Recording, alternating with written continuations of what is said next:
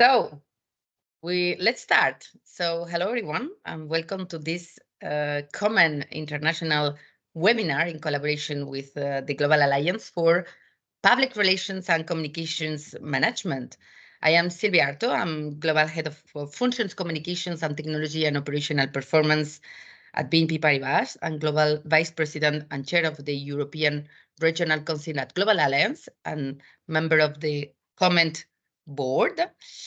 And the topic of today is responsible communication. So, sustainability is at the heart of the company's strategy, and responsible communications has become a major stake for us communications professionals in France, in Europe, and everywhere. And today we are going to understand what responsible communication means globally and for some leading European firms, why it's important nowadays, and how to address these key challenges for us, professionals of communications, with our high-level speakers from European different countries. The objective is to learn by exploring the best practices and innovative initiatives in terms of responsible communication. So I'm going to introduce our high-level speakers today. I'm very happy to work to do this with you today. So first, José Manuel Velasco from Spain. You are a Global Alliance past chair. You are executive coach, professor at the university in Spain, and you are the initiator of the open call to the United Nations to integrate responsible communication as a key objective of the sustainable development. Hello, José Manuel. Hello, good morning. Sylvie Dubois from France, head of responsible communications at BNP Paribas and a leading European bank, and she is going to expose the business positioning and the strategy on this crucial domain. Hello, Sylvie. Hello, everyone. And Kia Harin from Finland, head of communications at VR Group, a high-level group. I mean, it's the leading Finnish transport, right, company, claiming to be the responsible transport of the future. And Kia is going to share with us the first CSR communications campaign, which were awarded by the Global Alliance in the WPR Forum in Chennai, in India, last September. Hello, Kia. Hello, everyone. Greetings from a very wintry and snowy Finland today. What's the degree in Finland now? It's not green, it's all white today. White. Oh, okay, snowing. Great. Like in Spain, right, José Manuel? No, it's cloudy, but it's not very cold. Okay. Perfect. Here in France, it's okay. Sylvie? Yes, it's quite cloudy too, but okay, not cold. So what I propose is a discussion, around 40 minutes discussion on this topic, responsible communications. And I will ask you some questions, and we'll have also 20 minutes the Q&A with the audience, and the audience can ask questions through the chat.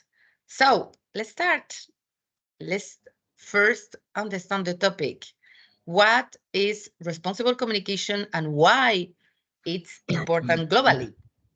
José Manuel, what do you think about this crucial question?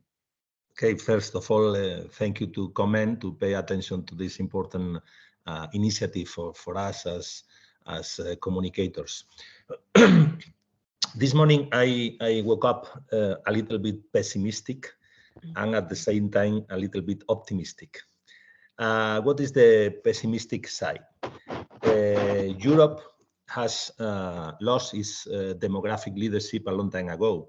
We barely represent 93% of world's population compared to 60% who live in Asia. Europe has lost industrial leadership. China, United States, and Japan lead the ranking of industrial production. Fortunately, Germany and also France are the European champions. Europe has lost the military leadership. It is obvious. United States is the biggest military support to Ukraine. And remember that we are living a war in Europe, and the main support for Ukraine is from the US. And I fear we are also losing technological leadership. Recently, the European Parliament approved the first regulation of artificial intelligence, which it is, I think, in my opinion, is a great step. What is the optimistic side? However, this decline in leadership, we can maintain leadership in three major areas: democracy, sustainability, the fight against climate change, and we have started the conversation speaking about the weather, and finally, ethics. Responsible communication is a global initiative that was born within Europe and connect with the three previous areas: democracy, sustainability, and ethics.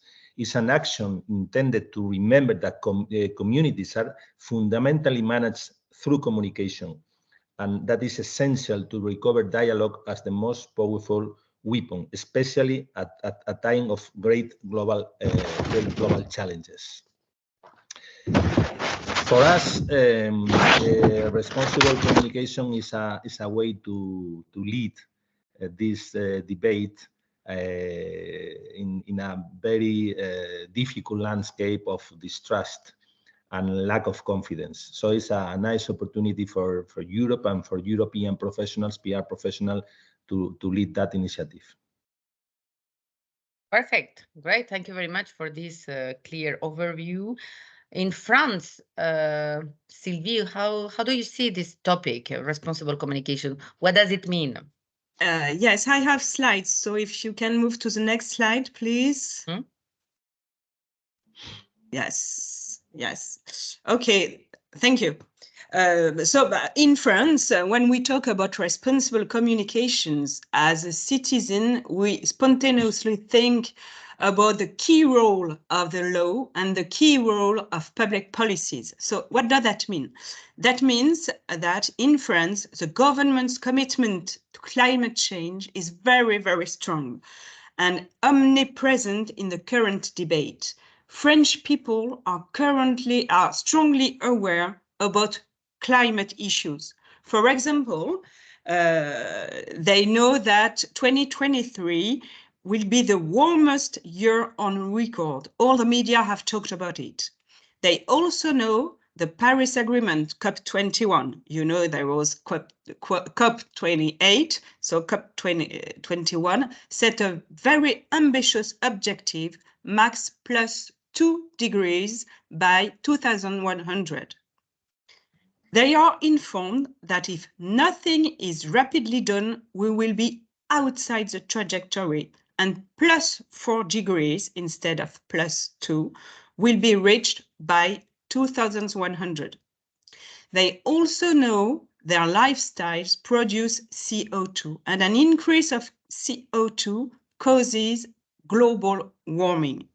They finally know that sooner or later they must change their behaviors. So the next slide, please. In addition, next slide. Yes, thank you. No, next slide. Thank you. In addition to the climate awareness, French people are very, very sensitive to new social concerns such as inequality, gender issues, or lack of diversity. Remember the case Me Too a few years ago, or the reaction at the times of the Cyril Hanouna's affair and his homophobic joke. French companies are facing new concerns of climate change and civil society.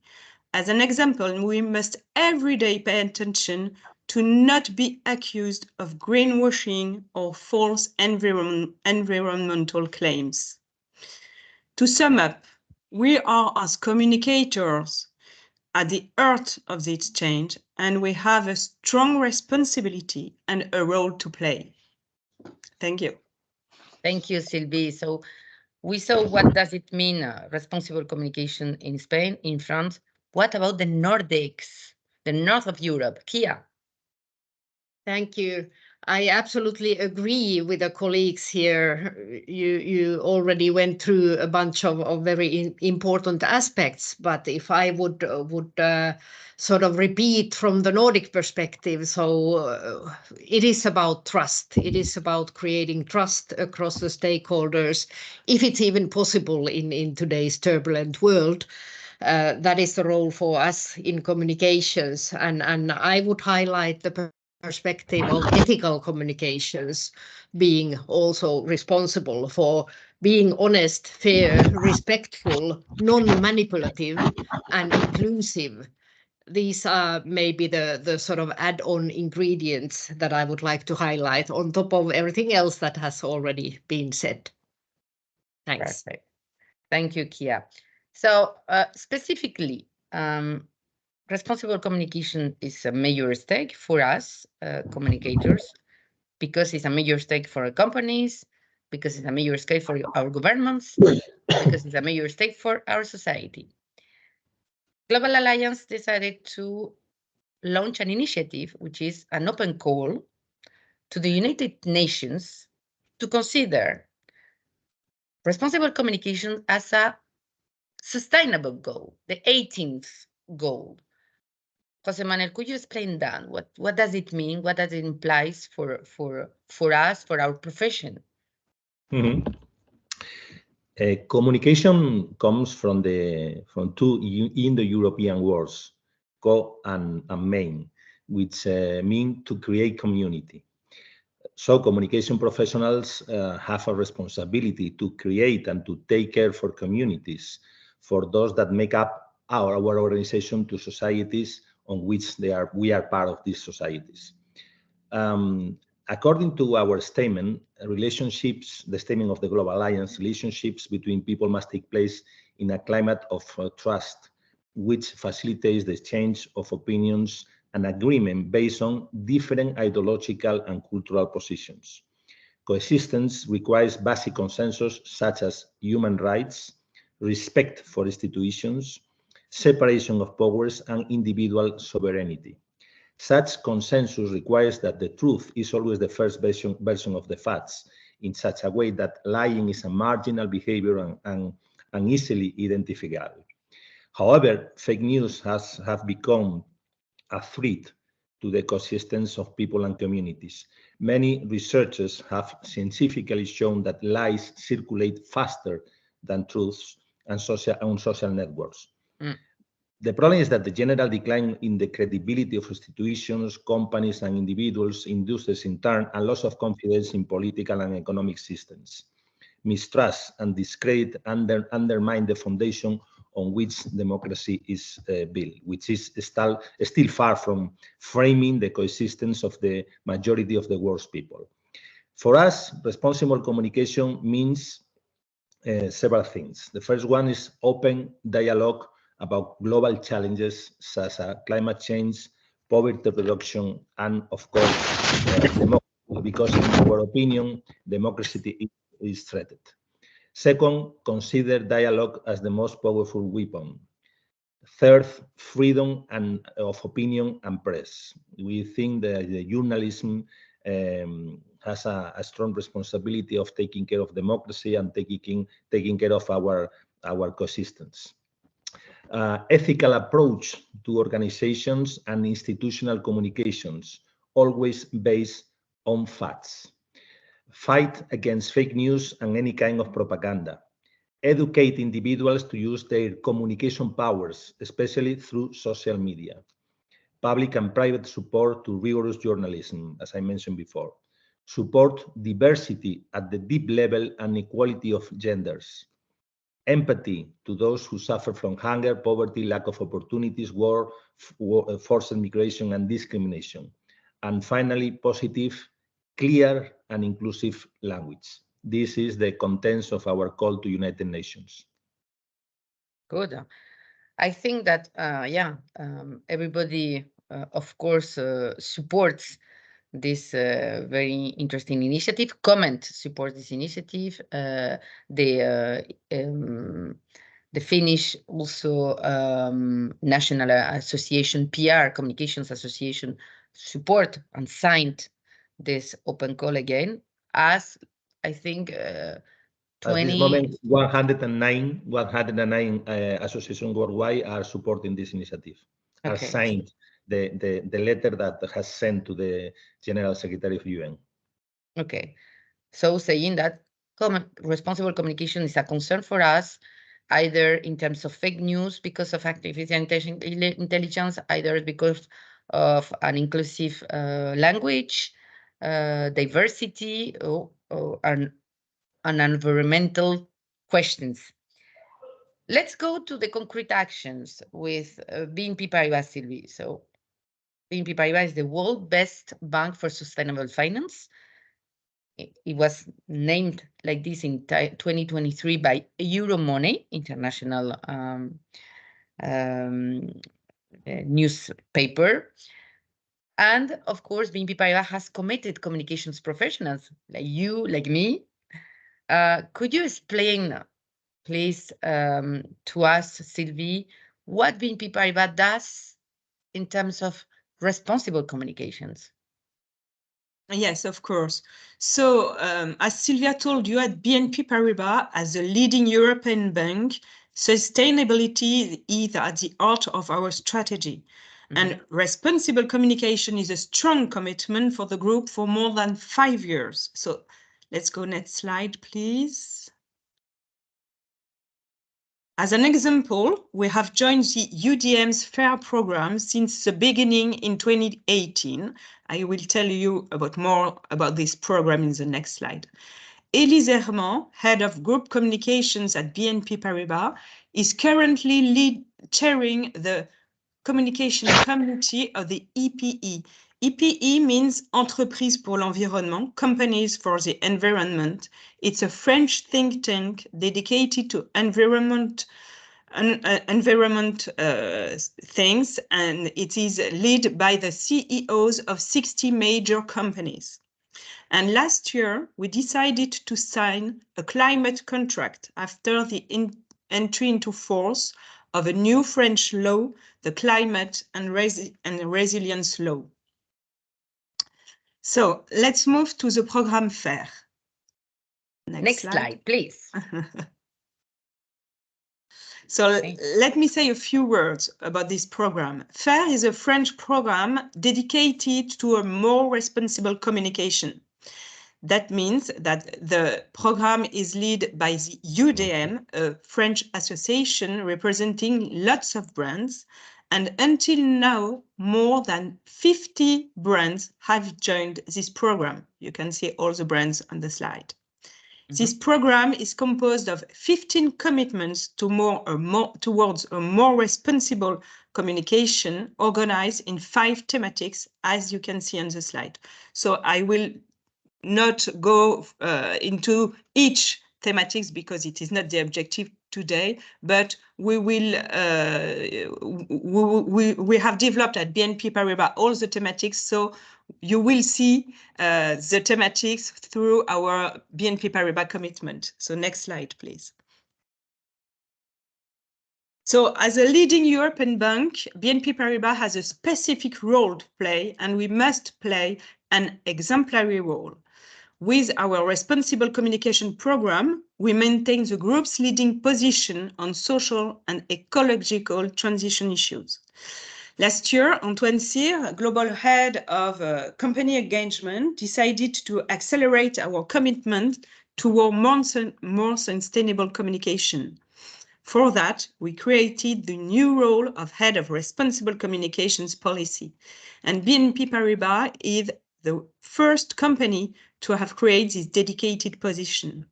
So my first decision as responsible communications policy was to develop strategic recommendations for the years coming.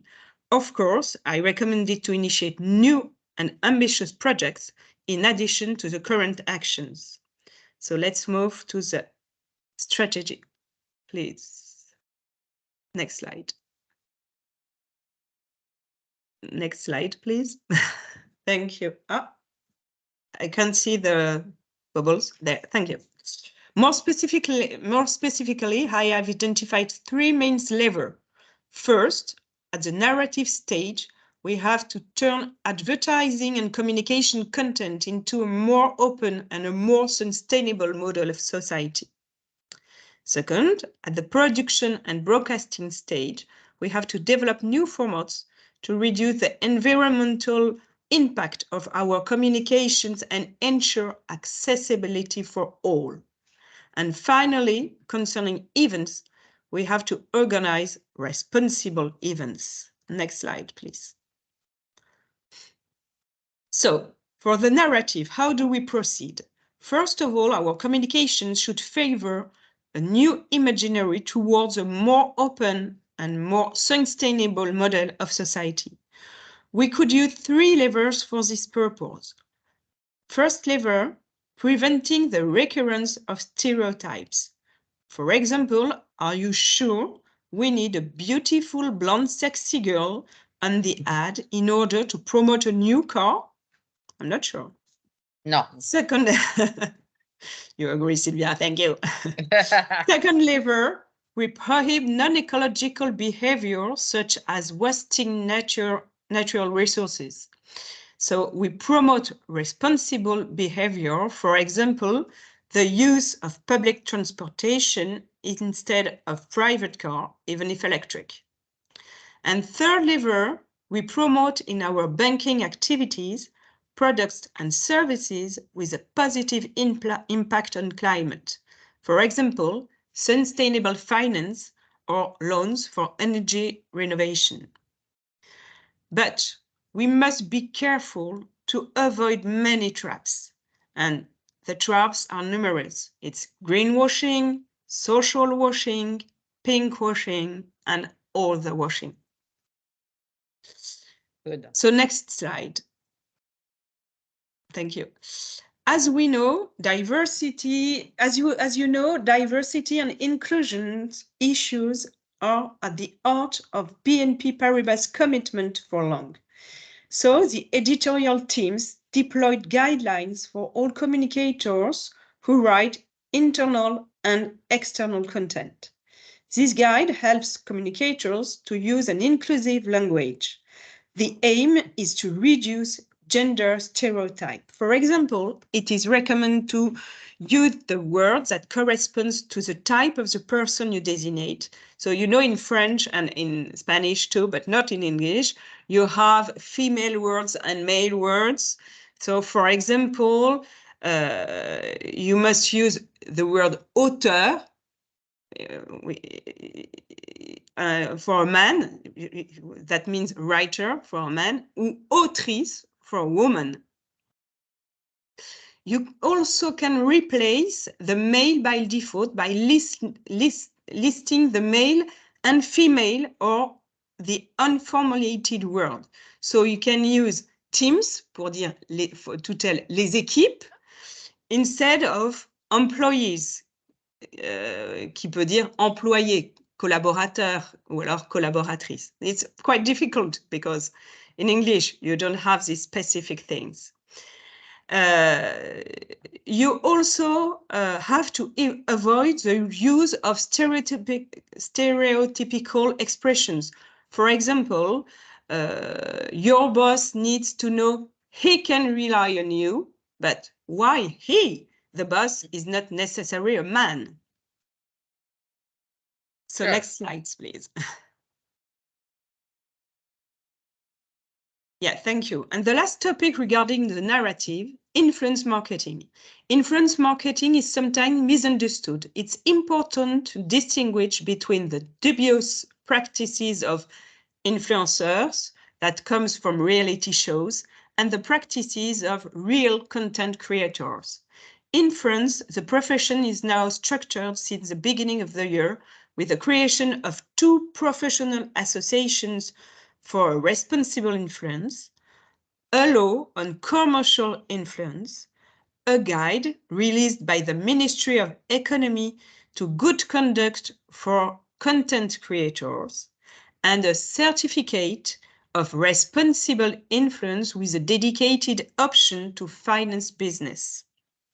On top of this, at BNP Paribas, we have developed a toolkit called legal guide to understanding relationships with influential people. So let's move now to the conception. Yeah, thank you. So after the narrative, I think as communicators, we must take into account ecological, social, and societal parameters during the process of production and broadcasting our advertisings. That means we must pay attention to reduce the environmental impact of our communication along the value chain from the manufacturing to the use and the storage of our creations. For example, we should not ask too many people to work on production sets. We should select nearby locations for the shooting. We should also reduce the number of versions for the same creation. And if possible, we recommend to work with ESAT or ESS. So ESAT is a structure that offers work to fragile people, and ESS is a social and sustainable structure. So we should also ensure the accessibility of our messages for all, both on TV by subtitling, for example, or on website by respecting the digital accessibility standards. Our communication must not be too intrusive and must respect the consumer journey. And the last, we must pay attention to give priority in the media that produces true information and not simply reuse it like the platforms do. So let's move to the last pillar, please. Thank you. So the last pillar of our responsible communication strategy consists in organizing responsible events.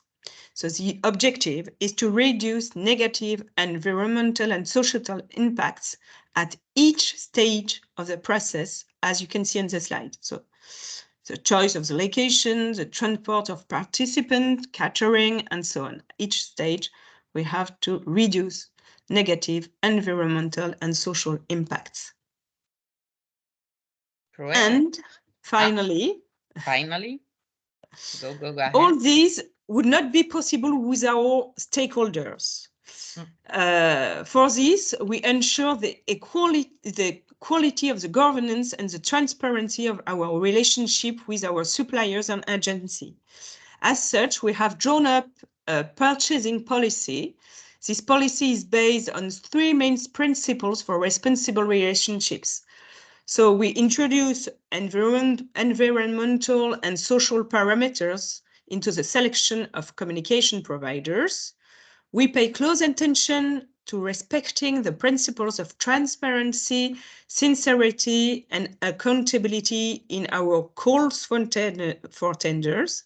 And finally, we are particularly careful to have a balanced daily relationship with our providers. Thank you. Thank you very much, Silvia. It was very clear, very concrete. We learned a lot about these specific initiatives. They're a great source of best practice sharing. Before going further on the how do you measure all these and what are the results of what you are doing and so on, let's go to the Nordics first, because in the Nordics, so we are going to go further I'm going to change a bit. We will see the KPIs afterwards.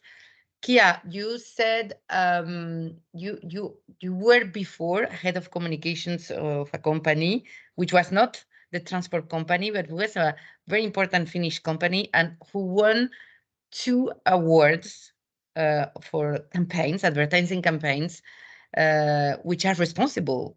Could you please present them? We speak one of them, whatever you want, but why it's important for you, what they won, what was the message you wanted to convey? Absolutely. So thank you for the opportunity. And if you take my title slide, so I'm going to talk a bit about building a company reputation through societal actions. And Tietoevry is a global technology company, and I was heading both communication, brand, but also sustainability in this company for quite some years. And I changed to the new company just right after summer vacation.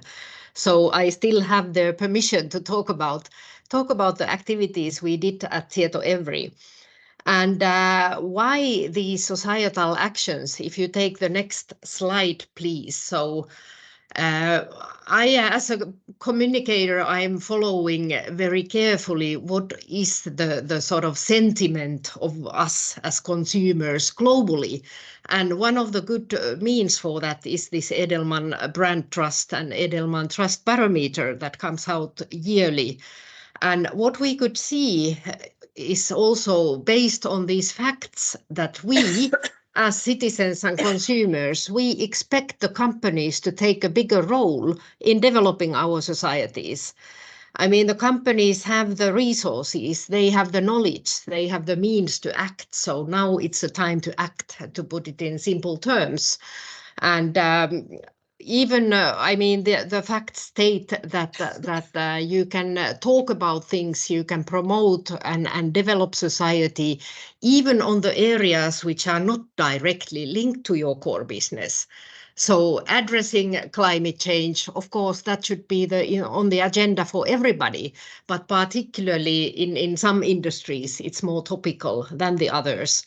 And we tend to decide, or younger generation in particular tend to decide even up to 60% the company they want to work for, depending on how active or what are the values of the company and how active a corporate citizen they are.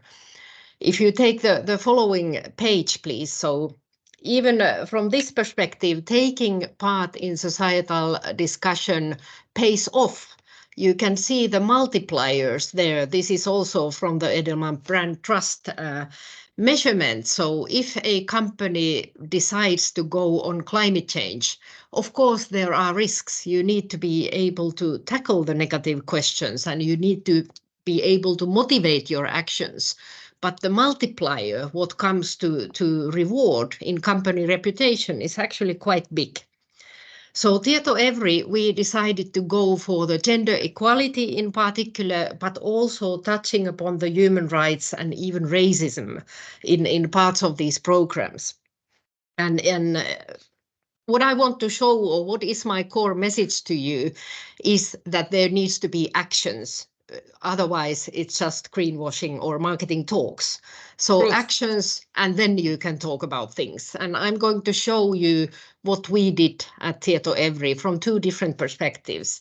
And if you move to the couple of pages forward, so the first, the winner in the CSR, Corporate Social Responsibility category, was our campaign called The Polite Type. Next slide, please. And even the next one. Next. Yes, here. So the Polite Type, it's a font that rewrites hurtful and hateful words and replaces them with more inclusive ones. And how did we come up with this? Tietoevry is a technology company, and we clearly saw that technology will be shaping the future the young generation will grow into. Their world in 20 years will be different from what we have grown into. And hence, already for more than 5 years, we had intense collaboration with some youth organizations. And actually, this initiative was born as a result from one of these collaborations. And if you go to the next page, so it was the COVID time. We launched this, no, the previous still. It doesn't matter. This is good. So we launched this initiative during the COVID time. So August 2020. COVID hit the world in February 2020. So we had just passed the summer and it was exactly the right time. The schools were starting, the kids went to school and this time spent online has multiplied as natural during the COVID months. And what we could see is that particularly the young children were suffering of the online bullying that takes place in these different platforms. So the polite type was created to tackle the bullying, especially amongst the young. It was used as a vehicle at schools and youth organizations to talk about this and to demonstrate what the hurtful words actually can do for the self-confidence of a young person. And if you now move to the following page, so this was created together with the Children and Youth Foundation in Finland, and it's in English. You can still go www.thepolitetype.com and you can find it there. You can test it. So in English language, but we engaged the youngsters themselves to create the library, so the library of words, and how then those should be replaced by more inclusive one. There we used some inclusive consultants, of course, to help. The youth organization that was most active was here in Finland, but we actually looked for similar partners then across the Nordic countries, Sweden, Norway, also in Austria, and the latest one was actually Latvia to join this and engage with different types of networks through these youth organizations so that we can address and really to get it into good use. And if you go to the next page, so just some numbers. So of course we were also proud about this. So we wanted to talk about it, and there was very little money involved. It was all through the PR and through these youth organizations that was speaking on behalf of us.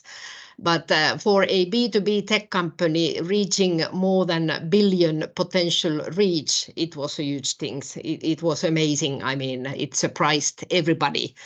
Of course, we are extremely happy about that. And what is more remarkable is that there's more than close to 6,000 font downloads done in over 110 different countries, which means that there was a need for this type of activity to really be able to demonstrate why being kind to one another and particularly behaving in a responsible way in the online channel was extremely important. If you take the next slide. So just some clippings also from the international press. It all started in the Nordics, but actually the global coverage was really good. And if you take the last slide of this story, so what was more important in our eyes was to make our own employees the proud ambassadors. Next page, please. So they were extremely happy about what the company was doing, and they were, of course, amplifying the visibility through the social media channels. And they were proud because now we could really show what technology can do to advance also the responsible online behavior, in particular amongst young people. So this was the first case, and if I still have time, I can briefly touch the other case, which was about diversity, equity, inclusion. And if you move 2 pages forward, please. And still the next here. So as I was leading the sustainability, we had in our sustainability long-term plan something we called a diversity charter. Technology industry has a shortage of knowledgeable people, professionals already for decades, so that's no news. But what was discussed more and more recently was that actually we are creating the digital solutions and services for very diverse user groups. So that means that the developers of those services need to have diversity in the teams as well. And hence we started by increasing or having the ambition to increase the share of female professionals within the company. It was around a 26% level when we started with this. And we put a bold target that we want to have half of the employees female by 2030. And this is now the series of actions that has been done to reach that, and of course coming out with a bold target internally within the company like this created some negative discussions, and people started to claim that are you going to let all the male workers go and you just recruit female and so forth. So people started to calculate. But that was not the point at all. I mean, if you put the bar high enough, you will certainly reach higher. And that was our way of thinking in this. If you take the next page. So what did we do? Of course, we first started to act within the company. We set these goals, as stated on the previous page. We set them out loud. We also looked into how we promote people. How do we recruit people? Do we ensure that we have both sexes presented in the successor plans to our leadership positions and all of that? We focused on increasing the mentoring and development programs for the young talent, ensuring that there's also enough female amongst these groups. And furthermore, we created awareness trainings, how to be aware of your unconscious bias for all the recruiting people, all the recruiting managers. And of course, it was not about the male-female balance. It was diversity as a broader perspective that we tried to tackle in these trainings. If you move to the next page. So here's some concrete actions then driven by communication. So you talked about inclusive language in BNP Paribas as well, and this is exactly what we did here. At Tietoevry, we recruited more than 500 people annually to the company. So we started by paying attention to our recruitment ads. On those roles where we had like hundreds of new recruits a year, and looked into that together with a consultant to sort of change the words, change the language to more inclusive one. And with this simple action, we were able to increase the share of female applicants from 14 actually to 32%. So this is one way to show that even the small things matter. So there's nothing that is too small. If you want to be inclusive company, you should think really broadly about these things, and communication, of course, have a big role to play here. If you take the next page, so there's another example of another campaign that we called From Fiction to Reality. I mean, in these science fiction movies, the share of female is much higher. I mean, it's up to 40%. You can see some characters there. Next page, please. Next slide, please. Thank you. Here we go. And in real life, in technology world, is only around 20%. So we made a bit of a humoristic and a skiffy campaign around this, which created quite good traction here in the Nordics. And but that also created the thought leadership role for us. So we have been openly asked to participate in big events to talk about our diversity roadmap and what have we done to promote the sort of a female share in technology industry overall. And there's some concrete studies, the tech students ranking that showed a big climb, and also the reputation and trust study here in Finland that was done among the general public showed that Tietoevry stands up for these things. But if you move to the next page, so there's the concrete roadmap. So we started by having the concrete target in our diversity charter. We looked into the internal processes. We worked on the recruitment ads. We trained the recruiting managers. We ran a couple of campaigns, so we were able to increase the share of female in new recruits by 4 percentage points during the first year already. And if you move to the next page, please. So there's how we continued. Then we had a bit of a backslash as there was a big reorganization taking place. And normally you run through the reorganizations very quickly and you don't allow time to think about the new recruits in every position. So we were truly afraid that now we go backwards instead of going forward in this development. But actually that was not the case. We included the increasing the share of female in new recruits in the top management long-term incentive targets, which meant that these amounts were delivered to every single business and every single function, and it was in their scorecard also to ensure that the development goes to right direction. We attended again some public conferences, talked about this, and we updated the internal action plan to put even more ambitions there. And this is now also just to show that the work needs to take place in many different levels. So being an IT girl guidebook was launched across the Nordics, and that was actually targeted to 15-year-old girls. So we have to go earlier to impact how girls think about the technology industry overall, and tell the story, show our role models, tell what the working life could be in order to get more girls attracted to the field.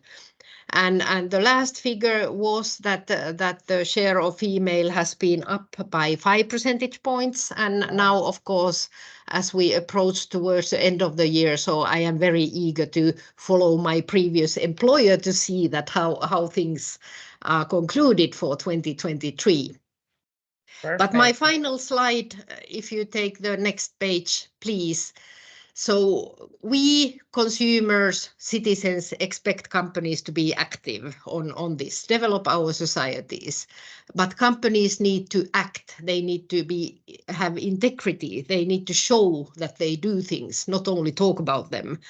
But this is also a case where we can truly see that it is impacting the company reputation big time if you do all the steps and if you find areas that are relevant for your type of business. Thank you. Great, so inspiring. Thank you very much, Kia. It was so nice. Your vision in terms of helping young people against bullying in the first example, and second one with the IT diversity, technological diversity is. I think that we have the same stakes in France. You spoke about KPIs. I would like Sylvie, you speak also about KPIs and results. Maybe we can go backwards in the on the slides. And for the audience, if you want to ask questions, please go through the chat, and I will answer. I will try to answer to them. So go ahead. We are 10 minutes left.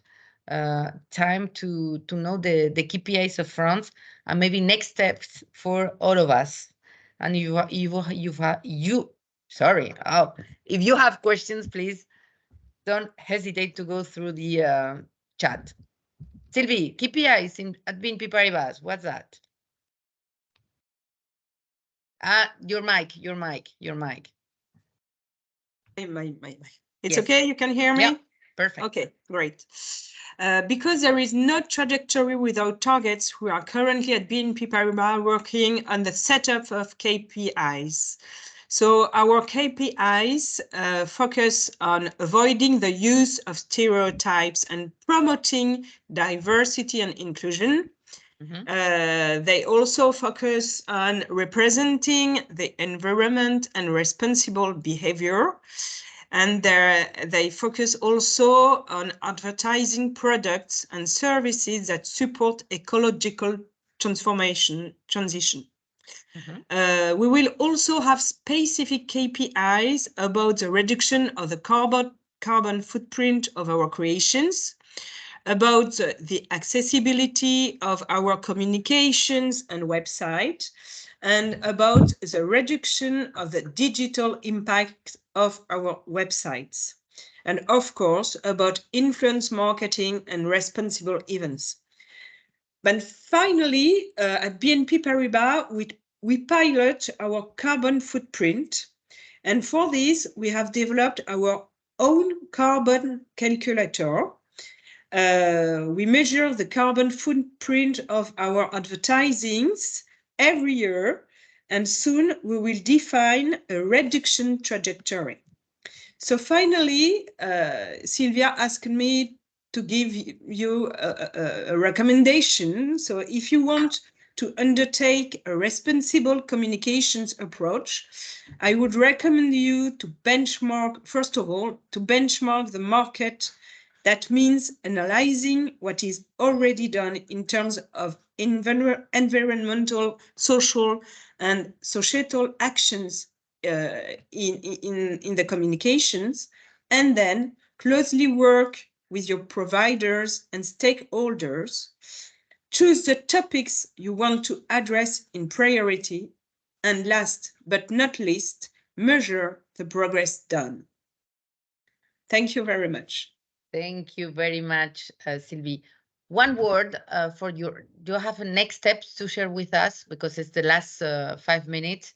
We don't have any questions. So I would like you both, I mean, you all, give me your next steps or your tips, whatever you want, your advice, next steps in terms of your commitments. Sylvie. And your mic, please. Open your mic. Your mic, it's closed. Okay, go to Jose Manuel. Okay. Go ahead. Speaking about gender balance. Speaking about gender balance, in this webinar we are 3 women and only 1 man. But this is okay. It's a joke. So we are going very fast in that path. Okay, in Chennai, in the World Population Forum in India, the president of the Global Alliance signed in front of the members of the board the letter to the General Secretary of the United Nations, Antonio Guterres. This letter is supported by more than 100 associations worldwide. We are waiting a formal meeting to discuss about the Sustainable Development Goal 18, and any case to set a collaborative framework with the United Nations. Meanwhile, we are encouraging our members to introduce the topic in their agendas. This event by CONEM is a very good example. At the same time, we are inviting the PR industry to gather and to showcase business cases of responsible communication. Today's BNP and also Tieto every presentations are another nice examples. We want to show practical cases and to showcase the concept.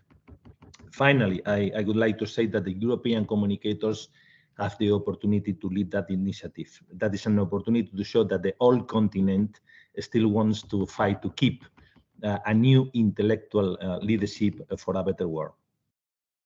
Perfect. Thank you very much, Jose Manuel. Kia, 1 minute. Your next step, your tips, your advice, whatever you want to say.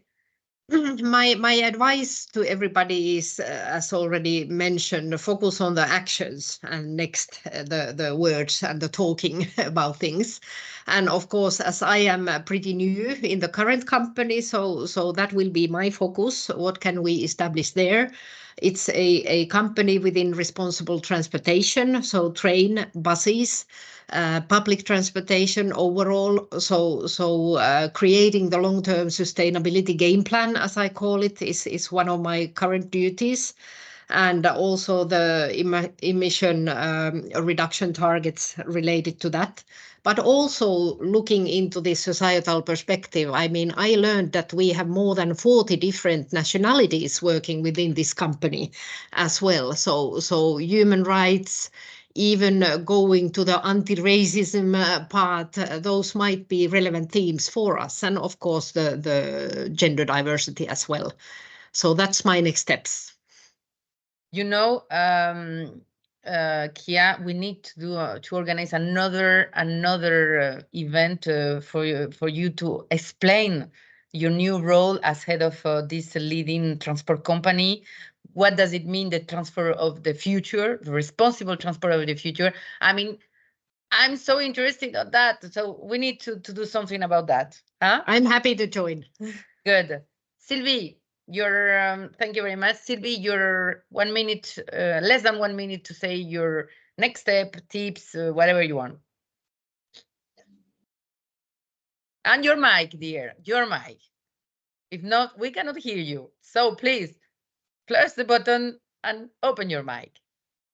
Sorry, it's Thank you.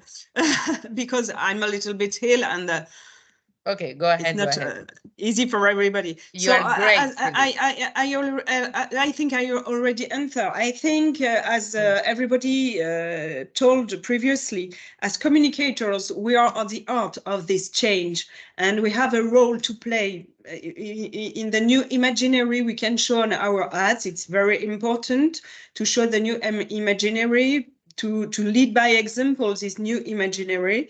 And I saw questions of I